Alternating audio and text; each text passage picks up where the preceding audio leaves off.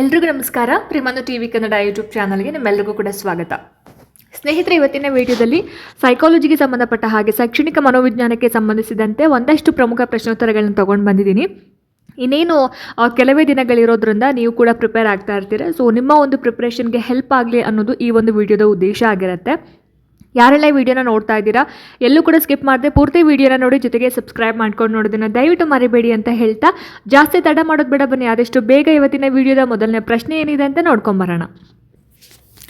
ಸ್ನೇಹಿತರೆ, ಮೊದಲನೇ ಪ್ರಶ್ನೆ ಈ ರೀತಿ ಇದೆ: ವಯೋವೃದ್ಧಾವಸ್ಥೆಯಲ್ಲಿನ ವಯಸ್ಕರ ಆಲೋಚನೆಯಲ್ಲಿನ ದ್ವಂದ್ವತೆ ಎಂದರೆ ಏನು ಅಂತ ಕೇಳಿದ್ದಾರೆ. ಅಂದರೆ ಅಡಾಲ್ಸೆಂಟ್ ಈಗೋಸೆಂಟ್ರಿಸಮ್ ಅಂದರೆ ಏನು ಅಂತ. ಸೊ ಇಲ್ಲಿ ಈ ರೀತಿ 4 ಆಪ್ಷನ್ಸ್ಗಳನ್ನು ಕೊಟ್ಟಿದ್ದಾರೆ. ಸೊ ಈ 4 ಆಯ್ಕೆಗಳಲ್ಲಿ ಆಯ್ಕೆ 2 ನೋಡಿ, ಇತರರೆಲ್ಲರೂ ತಮ್ಮ ಬಗ್ಗೆಯೇ ಗಮನ ಹರಿಸುತ್ತಿದ್ದಾರೆ ಹಾಗೂ ಆಲೋಚನೆಗಳು ವಿಶಿಷ್ಟವಾಗಿವೆ ಎಂದು ನಂಬುವುದು ಅಂತ. ಅಂದರೆ ವಯಸ್ಕರ ಆಲೋಚನೆಯಲ್ಲಿನ ದ್ವಂದ್ವತೆ ಅಂತ ಹೇಳಿದ್ರೆ ಈ ಅಡಾಲ್ಸೆಂಟ್ಸ್ ಇರ್ತಾರಲ್ಲ, ಹದಿಹರೆಯದವರು, ಅವರ ಸುತ್ತಮುತ್ತ ಇರುವಂತಹ ಪ್ರತಿಯೊಬ್ಬರು ಕೂಡ ಅವ್ರ ಬಗ್ಗೆನೇ ಕಾನ್ಸಂಟ್ರೇಟ್ ಮಾಡ್ತಾ ಇದ್ದಾರೆ. ಸೊ ಇಮ್ಯಾಜಿನರಿ ಆಡಿಯನ್ಸ್, ಅವ್ರ ಪಕ್ಕ ಯಾರೇ ಇದ್ರೂ ಕೂಡ ಅವ್ರು ನಮ್ಮ ಬಗ್ಗೆನೇ ಗಮನ ಕೊಡ್ತಾ ಇದ್ದಾರೆ ಅನ್ನೋದು ಅವರು ಯೋಚನೆ ಮಾಡ್ತಾ ಇರ್ತಾರೆ. ಮತ್ತು ಅವರ ಒಂದು ಅನುಭವಗಳು ಕೂಡ ಏನಾಗಿರುತ್ತೆ, ಕಂಪ್ಲೀಟಾಗಿ ವಿಶಿಷ್ಟವಾಗಿರುತ್ತೆ. ಪರ್ಸ್ನಲ್ ಫೇಬಲ್ ಅಂತ ಹೇಳ್ತಾರಲ್ಲ, ಸೊ ವೈಯಕ್ತಿಕ ದಂತಕತೆ ಅಂತ ಹೇಳ್ತಾರೆ ಕನ್ನಡದಲ್ಲಿ. ಸೊ ಈ ರೀತಿಯಾಗಿರ್ತಕ್ಕಂತಹ ಎಲ್ಲ ಒಂದು ಕ್ಯಾರೆಕ್ಟರಿಸ್ಟಿಕ್ಸ್ ಇರುತ್ತೆ. ಸೊ ಹಾಗಾಗಿ ಆಪ್ಷನ್ 2 ಈ ಪ್ರಶ್ನೆಗೆ ಸರಿಯಾಗಿರುವಂತಹ ಒಂದು ಆನ್ಸರ್ ಅಂತ ಹೇಳ್ಬೋದು.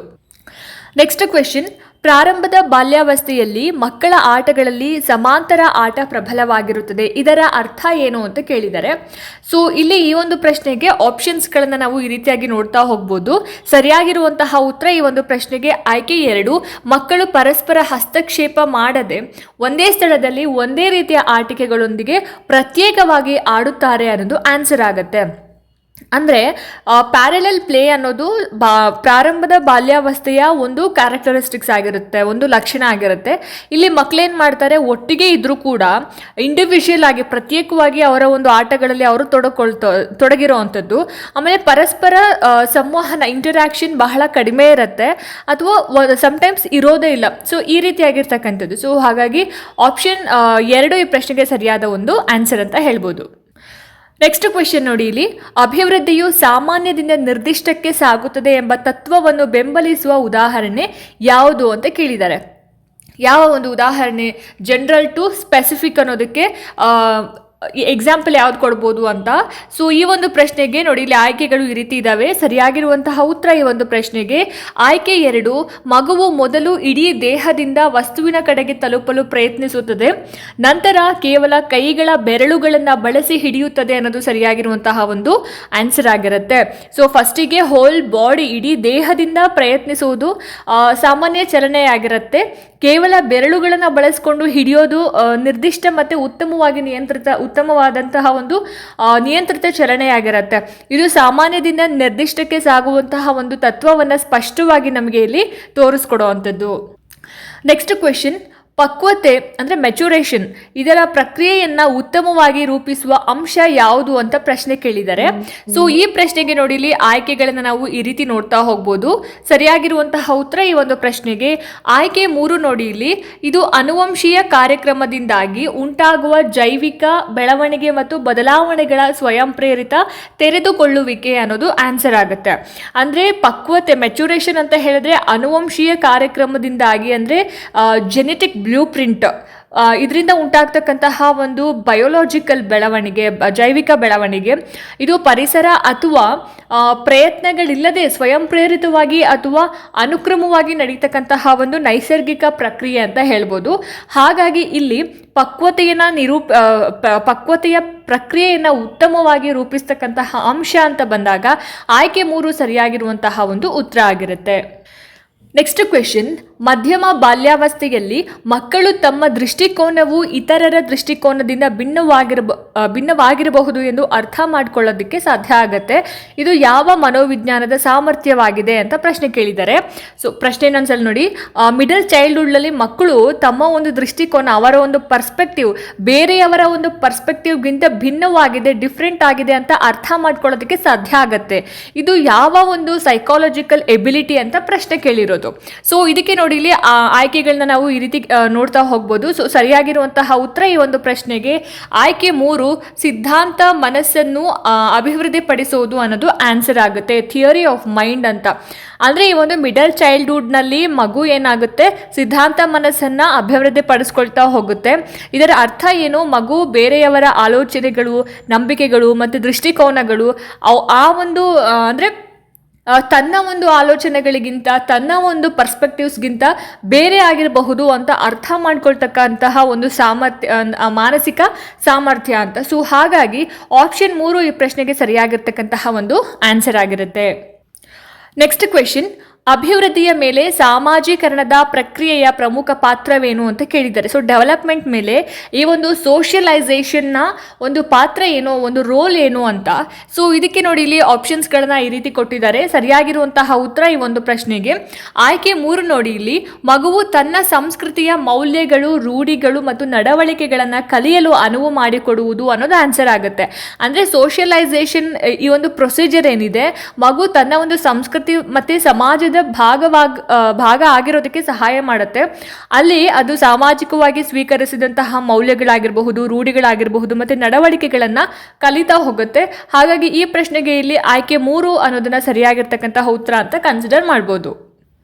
ಮುಂದಿನ ಒಂದು ಪ್ರಶ್ನೆ, ಪ್ರಾಕ್ಸಿಮೋಡಿಸ್ಟಲ್ ತತ್ವದ ಪ್ರಕಾರ ಮಗುವು ಈ ಕೆಳಗಿನ ಯಾವ ಮೋಟಾರ್ ಕೌಶಲ್ಯವನ್ನು ಮೊದಲು ಅಭಿವೃದ್ಧಿಪಡಿಸುತ್ತದೆ ಅಂತ ಪ್ರಶ್ನೆ ಕೇಳಿದ್ದಾರೆ. ಸೊ ಪ್ರಾಕ್ಸಿಮೋಡಿಸ್ಟಲ್ ತತ್ವ, ಸೊ ಇಲ್ಲಿ ಆಪ್ಷನ್ಸ್ ನೋಡಿ ಇಲ್ಲಿ ಏನಂತ ಕೊಟ್ಟಿದ್ದಾರೆ, ಪೆನ್ಸಿಲ್ ಹಿಡಿಯೋದಾಗಿರ್ಬೋದು, ಬಾಲ್ ಎಸೆಯೋದಾಗಿರ್ಬೋದು, ಬೂಟುಗಳಿಗೆ ಲೇಸ್ ಅಂದರೆ ಏನು ಹೇಳ್ತಾರೆ, ಶೂಸ್ಗಳಿಗೆ ಲೇಸ್ ಕಟ್ಟೋದು, ಮತ್ತು ಪಾದದ ಬೆರಳುಗಳನ್ನು ಕಂಟ್ರೋಲ್ ಮಾಡೋದು, ಟೋಸನ್ನು ಕಂಟ್ರೋಲ್ ಮಾಡೋದು ಅಂತ. ಸೊ ಈ ಒಂದು ಪ್ರಶ್ನೆಗೆ ಸರಿಯಾಗಿರ್ತಕ್ಕಂತಹ ಉತ್ತರ ಏನಪ್ಪ ಅಂತ ಹೇಳಿದರೆ ಆಯ್ಕೆ 2 ಸರಿಯಾಗಿರುವಂತಹ ಒಂದು ಬಾಲ್ ಎಸೆಯೋದಕ್ಕೆ ತೋಳಿನ ಒಂದು ಚಲನೆ. ಇವಾಗ ನಾವು ಬಾಲ್ ನಂಗೆ ಎಸೆಬೇಕು ಅಂತಂದರೆ ನಮ್ಮ ಒಂದು ತೋಳಿನ ಒಂದು ಮೂಮೆಂಟ್ ಆಗುತ್ತಲ್ವ, ಸೊ ಅದು ಇದಕ್ಕೆ ಆನ್ಸರ್ ಆಗುತ್ತೆ. ಸೊ ಪ್ರಾಕ್ಸಿಮೋಡಿಸ್ಟಲ್ ತತ್ವ ಅಂದ್ರೇನು, ಬೆಳವಣಿಗೆಯು ದೇಹದ ಕೇಂದ್ರದಿಂದ ಹೊರಗಿನ ಕಡೆಗೆ ಸಾಗುತ್ತೆ. ಸೊ ಬಾಲ್ ಎಸೆಯೋದಕ್ಕೆ ತೋಳಿನ ಚಲನೆ, ಆರ್ಮ್ ಮೂಮೆಂಟ್ ಇಂಪಾರ್ಟೆಂಟ್ ಆಗಬೇಕಾಗುತ್ತೆ ಅಲ್ವಾ. ಸೊ ಪೆನ್ಸಿಲ್ ಹಿಡಿಯೋದು ಪೆನ್ಸಿಲ್ ಹಿಡಿಯುವುದಕ್ಕಿಂತ ಮೊದಲು ನಿಯಂತ್ರಣಕ್ಕೆ ಬರುತ್ತೆ. ಸೊ ಹಾಗಾಗಿ ಇಲ್ಲಿ ಪ್ರಾಕ್ಸಿಮೋಡಿಸ್ಟಲ್ ತತ್ವದ ಪ್ರಕಾರ ಅಂತ ಹೇಳಿದಾಗ ಆಪ್ಷನ್ 2 ಬಾಲ್ ಎಸೆಯಲು ತೋಳಿನ ಒಂದು ಚಲನೆ ಅನ್ನೋದು ಸರಿಯಾಗಿರ್ತಕ್ಕಂತಹ ಒಂದು ಉತ್ತರ ಆಗುತ್ತೆ. ನೆಕ್ಸ್ಟ್ ಕ್ವೆಶನ್, ಮಗುವಿನ ದೈಹಿಕ ಬೆಳವಣಿಗೆಯಲ್ಲಿ ಲಿಂಗದ ವ್ಯತ್ಯಾಸಗಳು ಯಾವಾಗ ಹೆಚ್ಚು ಸ್ಪಷ್ಟವಾಗಿ ಕಾಣಿಸಿಕೊಳ್ಳುತ್ತವೆ ಅಂತ. ಸೊ ಫಿಸಿಕಲ್ ಡೆವಲಪ್ಮೆಂಟಲ್ಲಿ ಜೆಂಡರ್ ಡಿಫ್ರೆನ್ಸಸ್ ಯಾವಾಗ ಹೆಚ್ಚು ಸ್ಪಷ್ಟವಾಗಿ ಕಾಣಿಸ್ಕೊಳ್ತಾ ಹೋಗುತ್ತೆ ಅಂತ ಹೇಳಿಬಿಟ್ಟು. ಸೊ ಇದಕ್ಕೆ ನೋಡಿ ಇಲ್ಲಿ ಶೈಶಾವಸ್ಥೆ, ಪ್ರಾರಂಭದ ಬಾಲ್ಯಾವಸ್ಥೆ, ವಯೋವೃದ್ಧಾವಸ್ಥೆ, ಹಾಗೆಯೇ ಮಧ್ಯಮ ಬಾಲ್ಯಾವಸ್ಥೆ ಅಂತ ಪ್ರಶ್ನೆ. ಸೊ ಈ ಒಂದು ಪ್ರಶ್ನೆಗೆ ಸರಿಯಾಗಿರ್ತಕ್ಕಂತಹ ಒಂದು ಉತ್ತರ ಏನಿರ್ಬೋದು ಹಾಗಾದರೆ ಆಪ್ಷನ್ 3 ವಯೋವೃದ್ಧಾವಸ್ಥೆ ಅಥವಾ ಅಡಾಲ್ಸೆನ್ಸ್ ಅನ್ನೋದು ಆನ್ಸರ್ ಆಗುತ್ತೆ.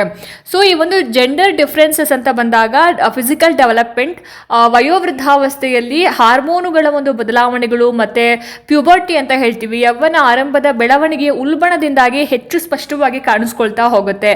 ಹಾಗಾಗಿ ಆಪ್ಷನ್ ಸಿ ಅಥವಾ 3ನೇ ಒಂದು ಆಯ್ಕೆ ವಯೋವೃದ್ಧಾವಸ್ಥೆ ಅಥವಾ ಅಡಾಲ್ಸೆನ್ಸ್ ಅನ್ನೋದು ಸರಿಯಾದ ಒಂದು ಉತ್ತರ ಆಗುತ್ತೆ. ಮುಂದಿನ ಒಂದು ಪ್ರಶ್ನೆ, ಪ್ರಾರಂಭದ ಬಾಲ್ಯಾವಸ್ಥೆಯನ್ನು ತೊಡಕುಗಳ ವಯಸ್ಸು ಎಂದು ಏಕೆ ಕರೆಯಲಾಗುತ್ತದೆ, ಅಂದರೆ ಅರ್ಲಿ ಚೈಲ್ಡ್ಹುಡ್ಡನ್ನು ಟ್ರಬಲ್ಸಮ್ ಏಜ್ ಅಂತ ಯಾಕೆ ಕರೀತಾರೆ ಅಂತ ಪ್ರಶ್ನೆ. ಸೊ ಈ ಪ್ರಶ್ನೆಗೆ ನೋಡಿ ಆಯ್ಕೆಗಳು ಈ ರೀತಿ ಕೊಟ್ಟಿದ್ದಾರೆ. ಸರಿಯಾಗಿರುವಂತಹ ಉತ್ತರ ಈ ಒಂದು ಪ್ರಶ್ನೆಗೆ ಏನಿರ್ಬೋದು, ಆಯ್ಕೆ 2 ನೋಡಿ ಇಲ್ಲಿ, ಮಗುವು ಅಹಂ ಕೇಂದ್ರಿತ ಮತ್ತು ನಕಾರಾತ್ಮಕ ವರ್ತನೆಯನ್ನು, ನೆಗೆಟಿವ್ ಬಿಹೇವಿಯರನ್ನು ತೋರಿಸುತ್ತೆ, ಆದರೆ ಅದೇ ಸಮಯದಲ್ಲಿ ಸಾಮಾಜಿಕ ಕೌಶಲ್ಯಗಳನ್ನು ಕಲಿಯಲು ಪ್ರಯತ್ನಿಸುತ್ತದೆ ಅಂತ ಈ ಒಂದು ಆಪ್ಷನಲ್ಲಿ ಇರುವಂತಹ ಇದರಲ್ಲಿ ಇದು ಆನ್ಸರ್ ಆಗುತ್ತೆ. ಅಂದರೆ ಪ್ರಾರಂಭದ ಬಾಲ್ಯಾವಸ್ಥೆಯನ್ನು ತೊಡಕುಗಳ ವಯಸ್ಸು ಅಂತ ಕರೀತಾರೆ. ಯಾಕೆ ಅಂದರೆ ಮಕ್ಕಳು ಇಂಡಿಪೆಂಡೆನ್ಸ್ ಅಂದರೆ ಇಂಡಿಪೆಂಡೆಂಟ್ ಆಗಿರೋದಕ್ಕೆ ಬಯಸ್ತಾರೆ. ನೆಗೆಟಿವಿಸಮ್ ಆಗಿರ್ಬೋದು ಮತ್ತು ಈಗೋಸೆಂಟ್ರಿಕ್ ಬಿಹೇವಿಯರನ್ನು ತೋರಿಸ್ತಾರೆ. ಇದು ಪೇರೆಂಟ್ಸಿಗೆ ಏನಾಗುತ್ತೆ, ಚಾಲೆಂಜ್ ಅಂತ ಅನಿಸುತ್ತೆ, ಬಹಳ ಸವಾಲುಗಳನ್ನು ಒಡ್ತಾ ಹೋಗುತ್ತೆ. ಹಾಗಾಗಿ ಈ ಪ್ರಶ್ನೆಗೆ ಇಲ್ಲಿ ಆಯ್ಕೆ 2 ಸರಿಯಾಗಿರ್ತಕ್ಕಂತಹ ಒಂದು ಆನ್ಸರ್ ಆಗಿರುತ್ತೆ. ಮುಂದಿನ ಪ್ರಶ್ನೆ, ಅಭಿವೃದ್ಧಿಯು ನಿರಂತರವಾಗಿರುತ್ತದೆ ಎಂಬ ತತ್ವವನ್ನು ವಿವರಿಸುವ ಅಂಶ ಯಾವುದು ಅಂತ ಕೇಳಿದ್ದಾರೆ. ಸೊ ಇಲ್ಲಿ ಆಪ್ಷನ್ಸ್ ನೋಡಿ ಸರಿಯಾಗಿರ್ತಕ್ಕಂತಹ ಒಂದು ಉತ್ತರವನ್ನು ಗೆಸ್ ಮಾಡಿ. ಸರಿಯಾದ ಆನ್ಸರ್ ಈ ಒಂದು ಪ್ರಶ್ನೆಗೆ ಆಯ್ಕೆ 2, ಇದು ಜೀವನ ಪರ್ಯಂತ ಜನ್ಮದಿಂದ ಸಾವಿನವರೆಗೂ ಯಾವುದೇ ಹಠಾತ್ ವಿರಾಮಗಳಿಲ್ಲದೆ ಮುಂದುವರಿಯುತ್ತದೆ ಅನ್ನೋದು ಆನ್ಸರ್ ಆಗುತ್ತೆ. ಅಂದರೆ ಡೆವಲಪ್ಮೆಂಟ್ ಅನ್ನೋದು ಕಂಟಿನ್ಯೂಸ್ ಆಗಿರ್ತಕ್ಕಂತಹ ಒಂದು ಪ್ರೊಸೀಜರ್. ಸೊ ಇದು ಒಂದು ಹಂತದಲ್ಲಿ ಪ್ರಾರಂಭವಾಗಿ ಹಠಾತ್ ವಿರಾಮಗಳಿಲ್ಲದೆ, ಅಂದರೆ ಸಡನ್ ಬ್ರೇಕ್ ಇಲ್ದಿರೋ ಹಾಗೆ ಲೈಫ್ ಲಾಂಗ್ ಮುಂದುವರಿತಕ್ಕಂತಹ ಒಂದು ನಿಧಾನ ಮತ್ತು ಸ್ಥಿರ ಮತ್ತು ಸಂಚಿತ ಪ್ರಕ್ರಿಯೆ. ಹಾಗಾಗಿ ಇಲ್ಲಿ ಆಪ್ಷನ್ 2 ಸರಿಯಾದಂತಹ ಒಂದು ಆನ್ಸರ್ ಆಗಿರುತ್ತೆ. ಮುಂದಿನ ಪ್ರಶ್ನೆ, ಅಭಿವೃದ್ಧಿಯು ಸಂಯೋಜನೆ ಮತ್ತು ವ್ಯತ್ಯಾಸದ ಪ್ರಕ್ರಿಯೆಗಳನ್ನು ಒಳಗೊಂಡಿದೆ, ಇದರ ಅರ್ಥವೇನು ಅಂತ ಕೇಳಿದ್ದಾರೆ. ಏನು ಹಾಗಂದರೆ ಇಂಟಿಗ್ರೇಷನ್ ಆ್ಯಂಡ್ ಡಿಫ್ರೆನ್ಸಿಯೇಷನ್, ಅದರ ಒಂದು ಅರ್ಥ ಏನು ಅಂತ ಹೇಳಿ. ಸೊ ಇಲ್ಲಿ ಈ ಒಂದು ಪ್ರಶ್ನೆಗೆ ನೋಡಿ ಆಯ್ಕೆಗಳನ್ನ ಈ ರೀತಿ ಕೊಟ್ಟಿದ್ದಾರೆ. ಸರಿಯಾಗಿರುವಂತಹ ಉತ್ತರ ಈ ಒಂದು ಪ್ರಶ್ನೆಗೆ ಆಯ್ಕೆ 2, ಮೊದಲಿಗೆ ಮಗುವಿನ ಪ್ರಕ್ರಿಯೆಗಳು ಸಾಮಾನ್ಯ ಮತ್ತು ವಿಭಜಿತ ಆಗಿರುತ್ತದೆ, ನಂತರ ಅವು ಹೆಚ್ಚು ನಿರ್ದಿಷ್ಟವಾಗಿ ಮತ್ತು ಪರಸ್ಪರ ಸಂಯೋಜಿತವಾಗಿ ಬೆಳೆಯುತ್ತವೆ ಅನ್ನೋದು ಆನ್ಸರ್ ಆಗುತ್ತೆ. ಸೊ ಆಯ್ಕೆ 2 ಸರಿಯಾಗಿರ್ತಕ್ಕಂತಹ ಒಂದು ಉತ್ತರ ಈ ಒಂದು ಪ್ರಶ್ನೆಗೆ. ನೆಕ್ಸ್ಟ್ ಕ್ವೆಶ್ಚನ್ ನೋಡಿ, ಇಲ್ಲಿ ಅನುವಂಶೀಯತೆಯ ಮೂಲಕ ಮಗುವಿನ ಬುದ್ಧಿಮತ್ತೆಯ ಮೇಲೆ ಪ್ರಭಾವ ಬೀರುವ ಪ್ರಮುಖ ಅಂಶ ಯಾವುದು ಅಂತ ಕೇಳಿದ್ದಾರೆ. ಸೊ ಹೆರಿಡಿಟಿಯ ಮುಖಾಂತರ ಮಗುವಿನ ಒಂದು ಇಂಟೆಲಿಜೆನ್ಸ್ ಮೇಲೆ ಎಫೆಕ್ಟ್ ಆಗ್ತಕ್ಕಂತಹ ಒಂದು ಮೇನ್ ಪಾಯಿಂಟ್ ಯಾವುದು ಅಂತ. ಸೊ ಈ ಪ್ರಶ್ನೆಗೆ ನಾವು ಈ ರೀತಿಯಾದಂತಹ ಆಯ್ಕೆಗಳನ್ನ ನೋಡ್ತಾ ಇದ್ದೀವಿ. ಸರಿಯಾಗಿರುವಂತಹ ಉತ್ತರ ಈ ಒಂದು ಪ್ರಶ್ನೆಗೆ ಆಯ್ಕೆ 3, ಮಗುವಿನ ಬೆಳವಣಿಗೆಯ ಸಂಭಾವ್ಯತೆ ಮತ್ತು ನರಕೋಶಗಳ ರಚನೆ ಅನ್ನೋದು ಸರಿಯಾಗಿರುವಂತಹ ಒಂದು ಆನ್ಸರ್ ಆಗುತ್ತೆ. ಸೊ ಅನುವಂಶೀಯತೆ ಅನ್ನೋದು ಬುದ್ಧಿಮತ್ತೆಯ ಜೈವಿಕ ಆಧಾರದ ಮೇಲೆ ಪ್ರಭಾವ ಬೀರ್ತಾ ಹೋಗುತ್ತೆ. ಸೊ ಮೆದುಳಿನ ಒಂದು ಗಾತ್ರ ಆಗಿರಬಹುದು, ನರಕೋಶಗಳ ಸಾಂದ್ರತೆ ಮತ್ತು ಸಂಪರ್ಕದ ಸಂಭಾವ್ಯತೆಯನ್ನು ಅನುವಂಶೀಯತೆ ಅಂಶಗಳು ನಿರ್ಧಾರ ಮಾಡುತ್ತೆ. ಸೊ ಹಾಗಾಗಿ ಇಲ್ಲಿ ಈ ಪ್ರಶ್ನೆಗೆ ಆಯ್ಕೆ 3 ಸರಿಯಾದಂತಹ ಒಂದು ಆನ್ಸರ್ ಅಂತ ಹೇಳ್ಬೋದು. ನೆಕ್ಸ್ಟ್ ಕ್ವೆಶ್ಚನ್, ವಯೋವೃದ್ಧಾವಸ್ಥೆಯಲ್ಲಿನ ಹದಿಹರೆಯದವರು ಔಪಚಾರಿಕ ಕಾರ್ಯಾಚರಣೆಯ ಚಿಂತನೆಯನ್ನು ಯಾಕೆ ಅಭಿವೃದ್ಧಿಪಡಿಸ್ತಾರೆ ಅನ್ನೋದು ಪ್ರಶ್ನೆ. ಸೊ ಈ ಪ್ರಶ್ನೆಗೆ ನೋಡಿ ಮೊದಲನೇ ಒಂದು ಆಯ್ಕೆ, ಅವರು ತಮ್ಮ ದೈಹಿಕ ಬೆಳವಣಿಗೆಯಿಂದ ಮಾತ್ರ ಪ್ರಭಾವಿತರಾಗಿದ್ದಾರೆ. ಆಯ್ಕೆ 2, ಅವರು ಕೇವಲ ಮೂರ್ತ ವಿಷಯಗಳ ಬಗ್ಗೆ ಯೋಚಿಸಲು ಪ್ರಾರಂಭಿಸುತ್ತಾರೆ. ಆಯ್ಕೆ 3, ಅವರು ಕೇವಲ ಸಾಮಾಜಿಕ ಸಮಸ್ಯೆಗಳ ಬಗ್ಗೆ ಮಾತ್ರ ಯೋಚಿಸುತ್ತಾರೆ. ಆಯ್ಕೆ 4, ಮೆದುಳಿನ ಪ್ರಬುದ್ಧತೆಯಿಂದಾಗಿ ಅವರು ಅಮೂರ್ತ ಪರಿಕಲ್ಪನೆಗಳು ಮತ್ತು ಊಹಾತ್ಮಕ ಪರಿಸ್ಥಿತಿಗಳ ಬಗ್ಗೆ ತಾರ್ಕಿಕವಾಗಿ ಯೋಚಿಸಲು ಸಾಧ್ಯವಾಗುತ್ತದೆ ಅಂತ ಇದೆ 4 ಆಯ್ಕೆಗಳು. ಸೊ ಪ್ರಶ್ನೆ ಇನ್ನೊಂದ್ಸಲ ನಾನು ಹೇಳ್ತೀನಿ ನೋಡಿ, ಇಲ್ಲಿ ವಯೋವೃದ್ಧಾವಸ್ಥೆಯಲ್ಲಿನ ಹದಿಹರೆಯದವರು ಔಪಚಾರಿಕ ಕಾರ್ಯಾಚರಣೆಯ ಚಿಂತನೆಯನ್ನ ಯಾಕೆ ಅಭಿವೃದ್ಧಿ ಪಡಿಸ್ತಾರೆ ಅನ್ನೋದು. ಸೊ ಈ ಪ್ರಶ್ನೆಗೆ ನಾವು ಆಯ್ಕೆ 4 ಸರಿಯಾದ ಆನ್ಸರ್ ಅಂತ ಕನ್ಸಿಡರ್ ಮಾಡ್ಬೋದು. ಓಕೆನಾ. ಸೊ ಆಪ್ಷನ್ 4, ವಯೋವೃದ್ಧಾವಸ್ಥೆಯಲ್ಲಿನ ಒಂದು ಮೆದುಳಿನ ಪ್ರಬುದ್ಧತೆ, ಬ್ರೈನ್ ಮೆಚುರೇಷನ್ ಏನಿದೆ, ಹದಿಹರೆಯದವರಿಗೆ ಒಂದು ಅಬ್ಸ್ಟ್ರಾಕ್ಟ್ ಕಾನ್ಸೆಪ್ಟ್ಗಳು ಅಂದರೆ ಅಮೂರ್ತ ಪರಿಕಲ್ಪನೆಗಳು, ಊಹಾತ್ಮಕ ಮತ್ತು ವ್ಯವಸ್ಥಿತ ಸಮಸ್ಯೆ ಪರಿಹಾರದ ಬಗ್ಗೆ ಒಂದು ತಾರ್ಕಿಕವಾಗಿ ಲಾಜಿಕಲಿ ಥಿಂಕಿಂಗ್ ಅಂದರೆ ತಾರ್ಕಿಕವಾಗಿ ಯೋಚನೆ ಮಾಡೋದಕ್ಕೆ ಸಾಧ್ಯ ಆಗ್ತಕ್ಕಂತಹ ಒಂದು ಔಪಚಾರಿಕ ಕಾರ್ಯಾಚರಣೆಯ ಚಿಂತನೆಯನ್ನು ಅಭಿವೃದ್ಧಿಪಡಿಸೋದಕ್ಕೆ ಅನುವು ಮಾಡಿಕೊಡ್ತಾ ಹೋಗುತ್ತೆ. ಹಾಗಾಗಿ ಇಲ್ಲಿ ಆಪ್ಷನ್ 4 ಈ ಪ್ರಶ್ನೆಗೆ ಸರಿಯಾಗಿರ್ತಕ್ಕಂತಹ ಒಂದು ಆನ್ಸರ್ ಅಂತ ಹೇಳ್ಬೋದು.